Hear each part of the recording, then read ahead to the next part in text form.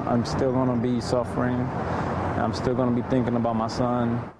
A father's pain flaring up again as a jury reaches a verdict in the death of his 3-year-old son inside this Fort Myers home a little over a year ago. The boy's maternal grandmother convicted of manslaughter for not stepping in to save him after his babysitter wrapped him in blankets so tightly as a punishment he stopped breathing. Here's Gabrielle Saran with more on what the baby's father has to say about this verdict. Gabrielle? Patrick, he told me this was a really emotional day for him. He's trying to move on with his life, but after the little boy's grandmother was found guilty of manslaughter, the painful memories are coming back.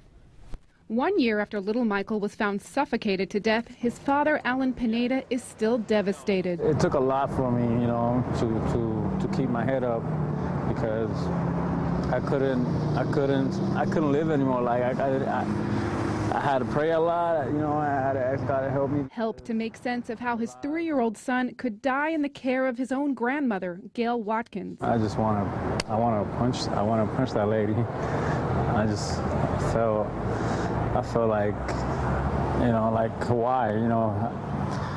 Prosecutors say Watkins saw Michael tied up in 6 layers of blankets, struggling to breathe. The ends tied so he couldn't move. All part of a punishment, but she didn't save him. That's just so wrong, you know. Why would you tie up a kid? It's like basically tying a dog, you know, in a leash so he cannot go nowhere, you know. After just 20 minutes of deliberating, a jury convicted the 57-year-old of aggravated manslaughter. Tonight, probably, I'm not going to stop thinking, you know, about it again. But at least I'm going to reassure that she's going to be locked up for a while. So are 2 other people there the day Michael died. His babysitter, Donella Traynor, is the one who wrapped him in the blankets, tying the ends, according to prosecutors. And his stepfather, Douglas Garrigus, who reportedly checked on Michael but didn't free him. They're both in prison. I can't believe they did that to me, you know. Not just to me, but to my kid. To a kid whose father believes his son would still be here if the Department of Children and Families had only let him have custody. I wish when I asked the people and the DCF people to let me have my kids, I wish they would have listened to me. My kids would not be there right now.